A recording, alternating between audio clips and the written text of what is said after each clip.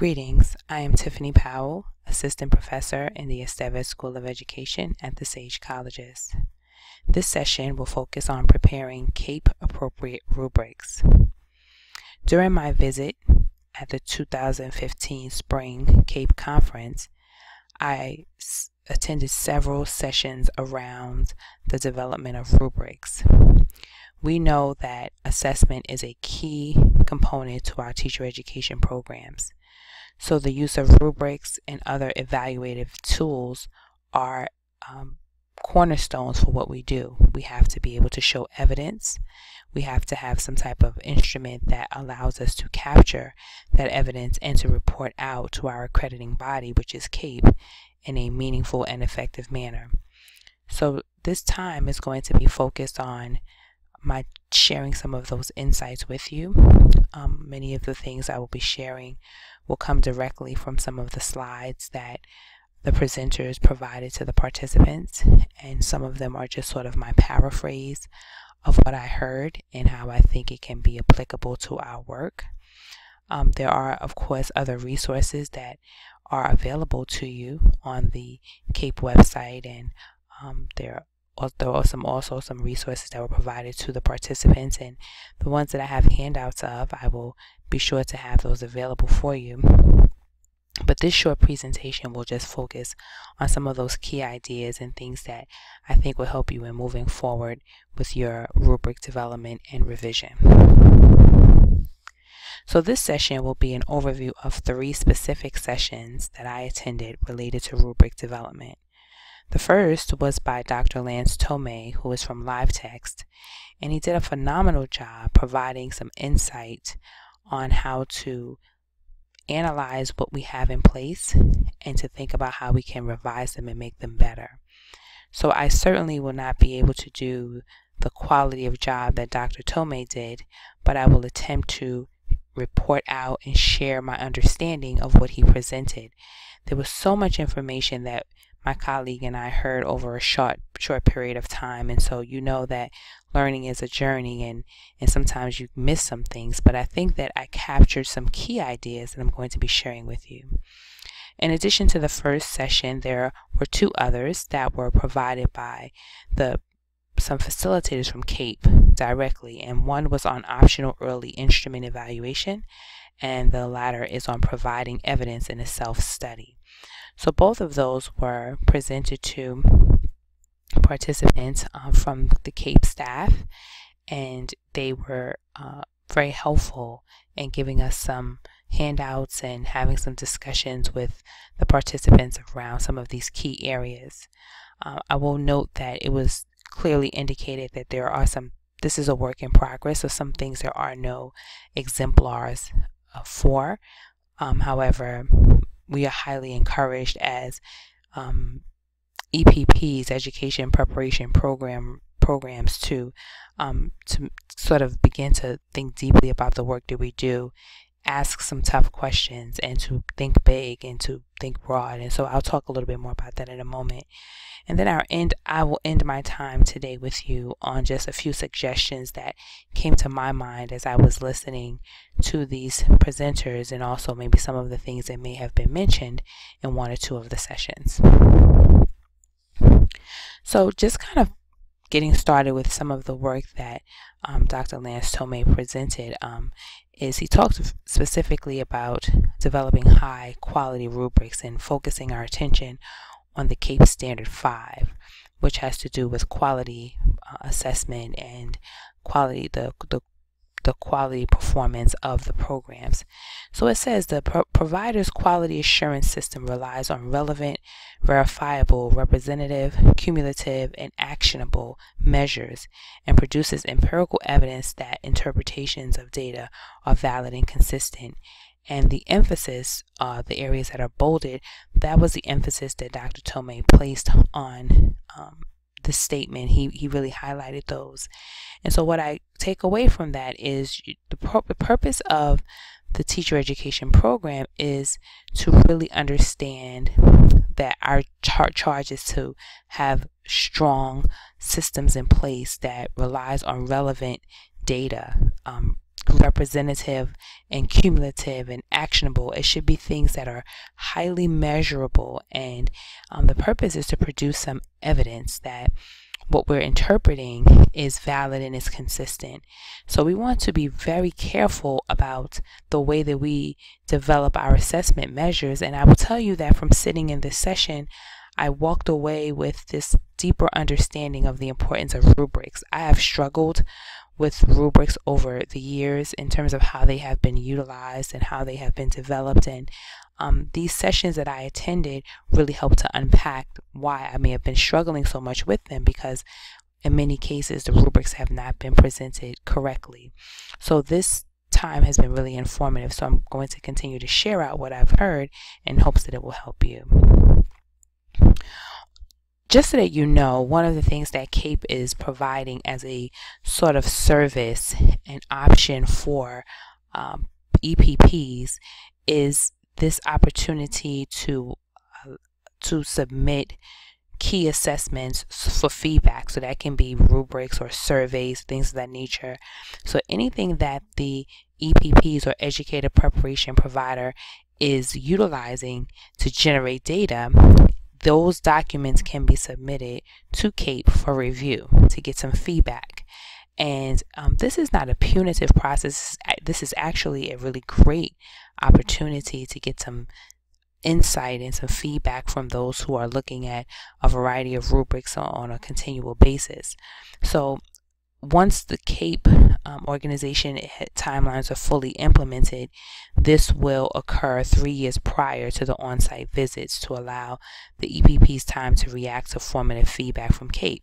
So 3 years prior to a visit, organization, an institution rather, will submit their key assessments and get some feedback on those, and then make revisions accordingly so that when the site visit happens, things are in place as needed. Dr. Tomei talked a lot about Dr. Peter Ewell, and Vice President of the National Center for Higher Education Management Systems, and there's a number of publications around the quality of evidence used to demonstrate student learning, including papers and so forth. But there are some key principles that are presented in the article. This article is available for you, and so you can review that and get some deeper insight into these principles, but I'm just going to read them off for you here. The first is validity and reliability, and what was emphasized is that the measures that are in place must be valid and must be reliable. So that means that they have to be carefully constructed in such a way that the data is consistent in what it is that it is collecting. Must be relevant, and so whatever is collected must be really applicable to the standard, to the area of collection that is expected. That's really important that providers are really clear in how they are utilizing their assessment measures. Verifiable, representativeness, cumulativeness, fairness, stakeholder interest was also another interesting idea. Some benchmarks. What are some ways in which candidates are progressing through the program? They should have some clear benchmarks along the way, not just one general assessment at the end of their program, but various points throughout the program in which data is collected in a meaningful manner. Vulnerability to manipulation. That's really important. Sometimes things are just, in terms of the scoring and the way that those rubrics are constructed, it can be very vulnerable, and so it may not provide an accurate depiction of what a student knows or is exhibiting in his or her work. And then the actionability of those instruments and making sure that the evidence really leads to further action. So one of the things that I learned from this conversation is that these components are designed to help providers think deeply and more critically about what they're producing, and not in a rushed manner, but in a very meaningful manner. That was kind of the general sense that I took away from all of the sessions, that this whole data piece and an assessment piece is really about being meaningful. It should be a meaningful experience for those involved and also for the candidates as they are leaving your programs. So here's some commonly encountered weaknesses of rubrics that have been submitted over time, and this is sort of what Dr. Tomei is saying that he's found and he was sharing out with us. The use of overly broad criteria. And so the rubric is in place, but the statements are so broad that you're not really sure if a candidate is actually meeting that standard or not, and that can be a huge problem because it's not a clear indication of what he or she knows. The use of double or multiple barreled criteria. So within one cell, there may be 3 measurable verbs. That's too many things going on there. So you want to make sure that each cell or each objective is clearly written and is only looking to measure one item, one area, and then create another one if you want some other area that you want to assess, but it doesn't all have to be in one cell. Failing to include all possible performance outcomes. So sometimes they may just be like acceptable, unacceptable, or approaching, emerging. Sometimes there's some language used, and meets target and exceeds target. But is that a clear, and is it representative of the various performance outcomes that are possible? So being very strategic in the terms that are used, in terms of those headings that are used for the rubrics, being very strategic in those selections. Using overlapping performance descriptors. So if I have 2 to 3, if I indicate 2 to 3 ideas in my meeting the standards, and then you say 3 or more and exceeding the standards, that's overlapping. So am I in the meeting the standards or exceeding the standards if I have 3 items? So being very clear about quantitatively and qualitatively of what you want students to produce and how you would assess that performance with a clear descriptor. Using double-barrel descriptions that derail actionability. So these items that sort of move us away and move the candidate away from how they should be displaying what they know in a clear manner. That's really something that has to be really taken into deep consideration. Using subjective terms, performance level labels, or surrogates, or inconsequential terms to differentiate performance levels. So terms that are not really clear, even like meets the standards, like what does that mean? What is the standard that you're wanting students to exhibit? Making sure that those labels are clearly indicative of what it is you are looking for students to display as it relates to their knowledge base. And then the last is failing to maintain the integrity of the target, a common result of having multiple levels of mastery. So we saw some examples of rubrics where there was mastery level 1, mastery level 2. Either you know the content or you don't. Either you're exhibiting it clearly or you aren't. And then if you aren't, what are some areas in between that you are actually exhibiting to help you as a candidate move forward to the level of mastery that you're expecting one to exhibit. So really being very clear, and I think that what I kind of walked away with from all of these weaknesses are clarity or lack of clarity, not really being clear what you want the candidate to produce, and so thereby they're not sure, you're not sure, and then it can become very, very confusing for everyone. Something I thought that was really important that was shared during that session is how well-designed rubrics can really aid faculty in their process as well. So a good rubric can serve as an effective learning scaffold by clarifying formative and summative learning objectives, i.e. clearly describe expected performance at key formative transition points and at program completion. And that was really exciting, I think, to see that at which point in your program are you looking for some things to be exhibited. I began to really think very deeply about our program here at Sage and how we can do things to really make it stronger. And this is what this is all about. It's not about who's good, who's not. It's really making it strong. So what are the clear points along the program that are in place to show whether a student is really meeting that target? How are they progressing? And is this something that's an awareness of the various faculty that are working with those candidates? It shouldn't just be one person holding the information, but it should be something that's shared across your department. The other area is for each target learning outcome. Establish critical indicators aligned to applicable standards of competency. So this is your construct and content validity. So when you have a strong rubric, you're able to really target your learning outcomes. You're able to say, this is what we're looking for you to produce, and this is how it's going to be assessed in that course or at the end of the program or at various points in the program. And so you'll see an example later on of how you can take your standard and align it to the actual assessments that you are rolling out in your courses.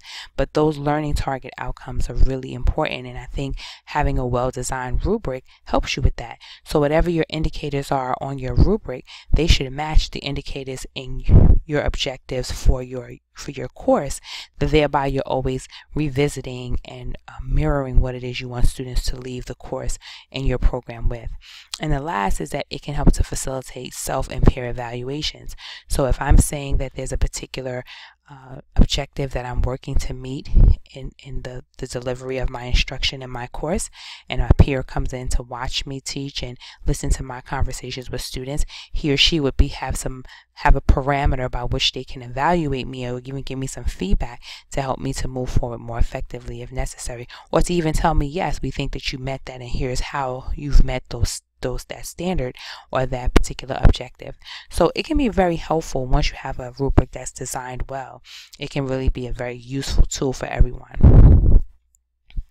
We're going to shift gears a little bit and begin to look at some of the other sessions and that deals particularly with instrument evaluation.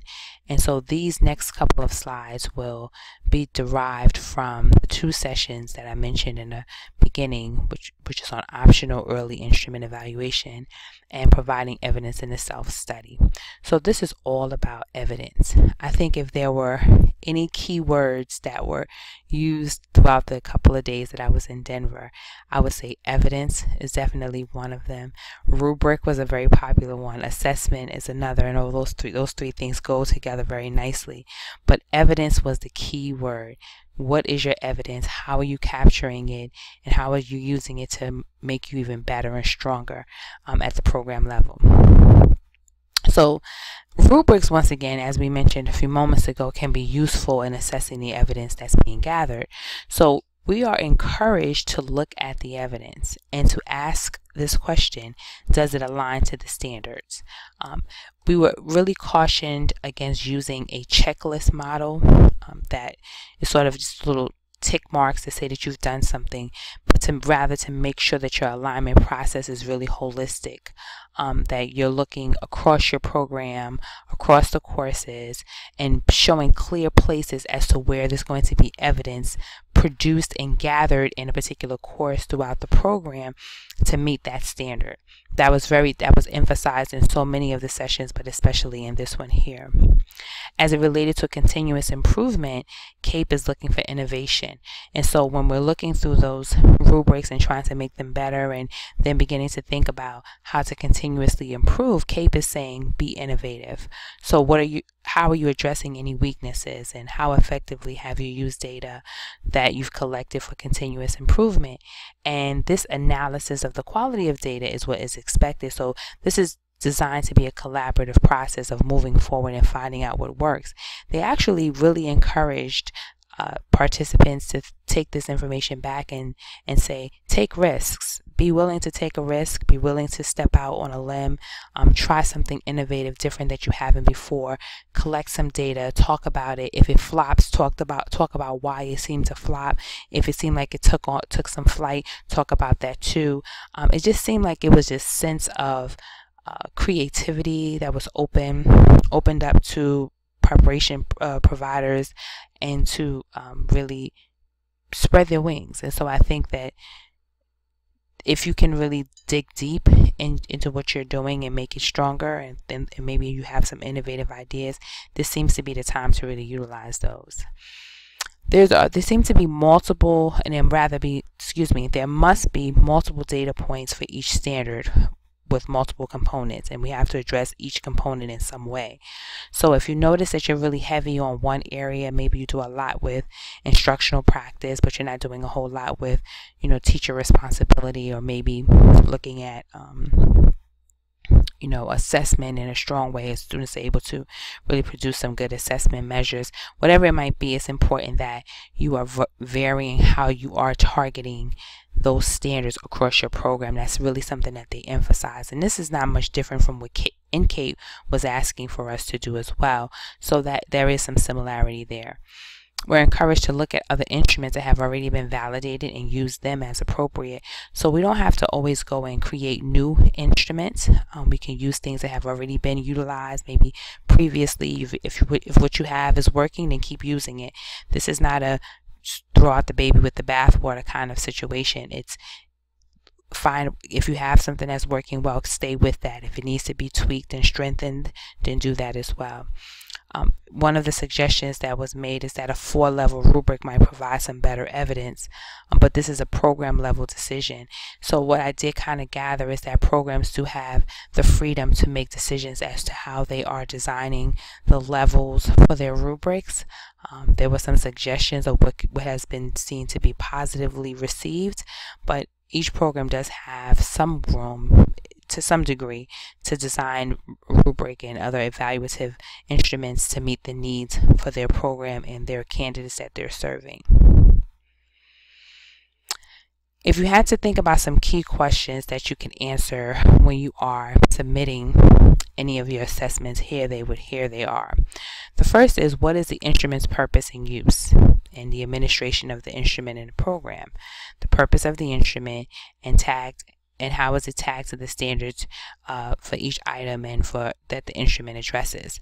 So when you're looking at your instrument, these are just great questions for conversation among faculty and at department levels, like what is the instrument's purpose and its use, and being able to answer that clearly is going to be critical. The next question is, how was the instrument developed? Describe how it came to be, describe the stakeholders that were involved, and describe if other frameworks inform the development of the instrument. So whatever that is, maybe it's a checklist, maybe it's some type of assignment that you've put together and it has some indicators that need to be met, or it's an actual rubric that's going to be matched to a larger activity that you want students to work on throughout the semester. It could be any of those things. The questions that have to be answered is, how did you come up with it, and why did you develop it in that way, and who are the other people that were involved. So this also lends itself very nicely to your P12 stakeholders, other faculty from other departments across your college, your liberal arts folks, and so forth. So this is really an important opportunity to collaborate, and I think that thinking about those individuals that can aid the development of instruments can be very important and critical. The third question is, what information was provided to the candidate or respondents, and describe or provide guidance provided to the candidate or respondent before and at the time of the administration of the instrument. So this is kind of lends itself to how many of us may place our rubric or interim assignments in the syllabus at the beginning of the semester. So a candidate should already have a sense of what's expected of them before they actually delve into that project. That may be one way to do that. And thinking about how you are guiding your candidates through the process. So basically, we're now being asked to provide evidence of how we actually have provided that guidance for the candidate before the time of the administration of the instrument. The fourth question is to describe how validity for each assessment was determined. This would be the exception for surveys, but we must describe it. How do you know that it's a valid measure?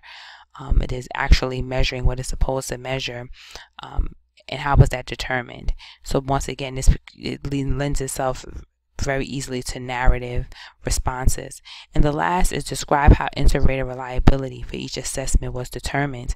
And I think that sometimes this has been a weakness in some programs. So if I am the instructor and I am using my tool to evaluate a student and I say that that's what it is, but how do I really know what should be captured in that mastery level? How I might be swayed one way or the other because of the personality of the student, or what I think is there and it's not there. These were some of the issues that came up when I used to score fourth grade assessment math test, and we would kind of think we knew what the student was saying, but we were always cautioned to, just because we may think that's where the student is going, if there's no evidence written on the paper, we cannot give the student credit for it. And it sounds like that's the same kind of idea that's being emphasized here for us even more, to make sure that if I score it and you score it, we're basically going to be within the same window. We're not making assumptions, and we should be on the same page, which means that we're looking for the same level of evidence and we're understanding what that evidence should reflect.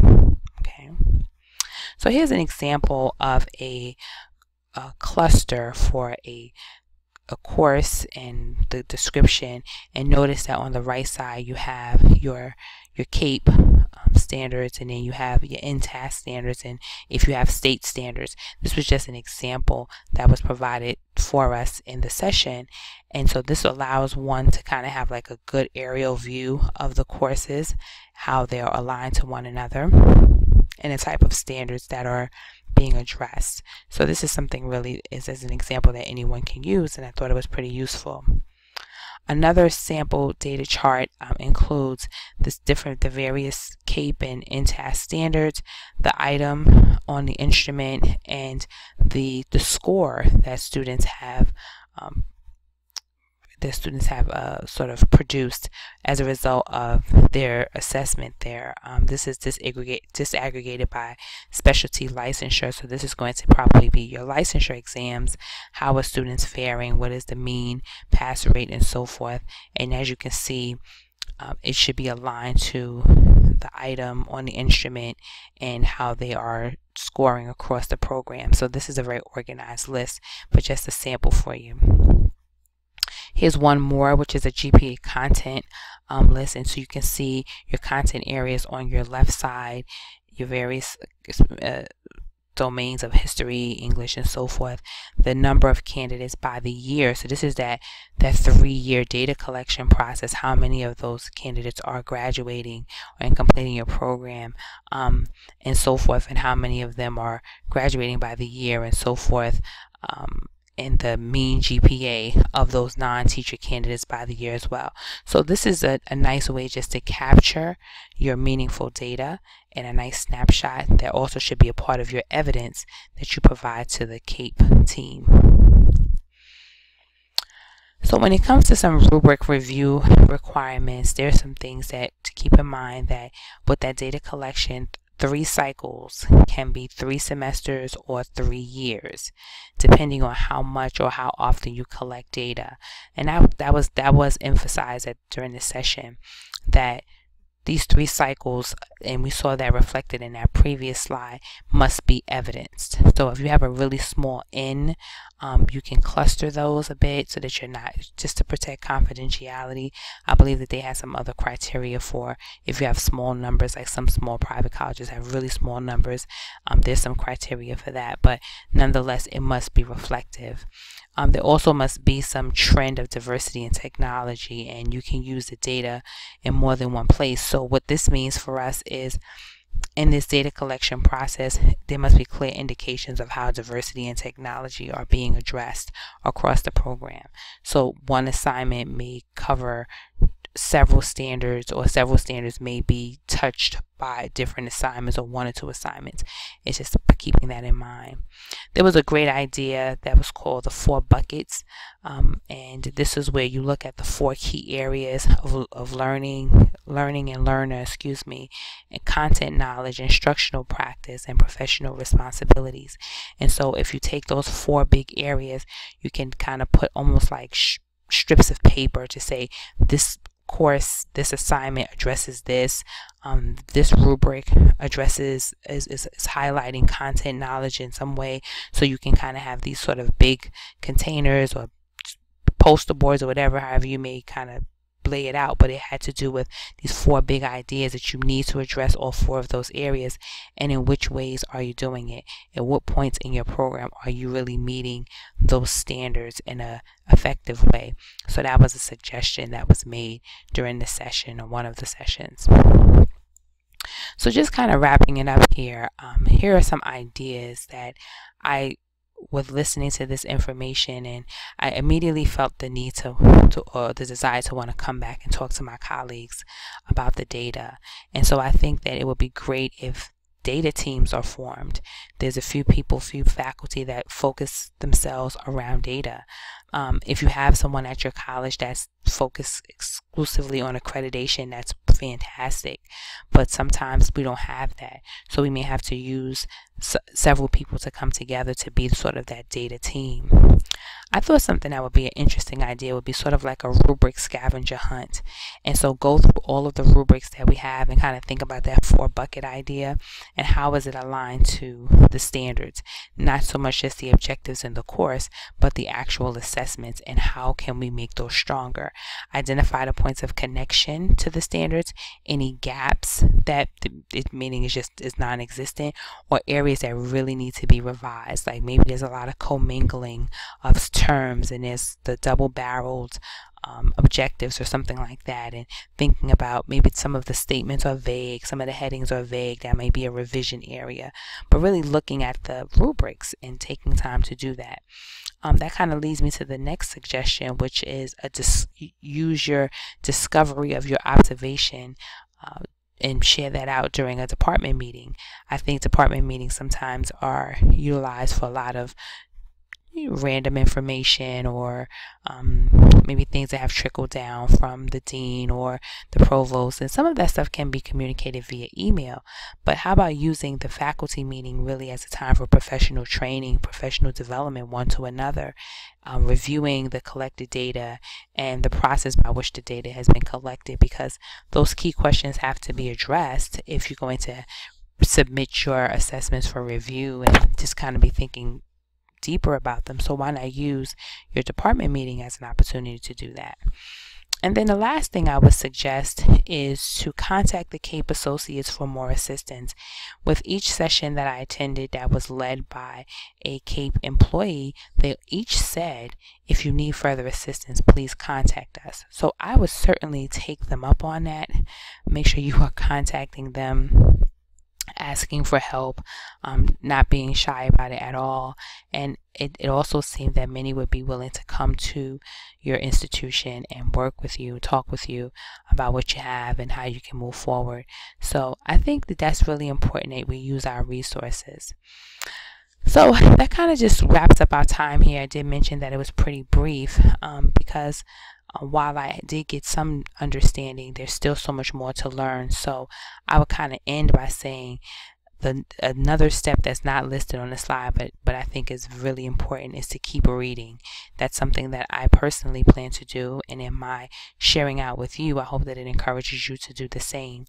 There is the article that was attached to this discussion today, and some other things that I've come across that I'm definitely going to be sharing with you. So I hope that you found this somewhat interesting and helpful as you're moving forward and thinking about your rubrics development and how to make them better. So I thank you for listening, and I hope that this will move you forward in all of your endeavors with making us the best CAEP accredited group of people that there possibly can be. All right, thank you so much.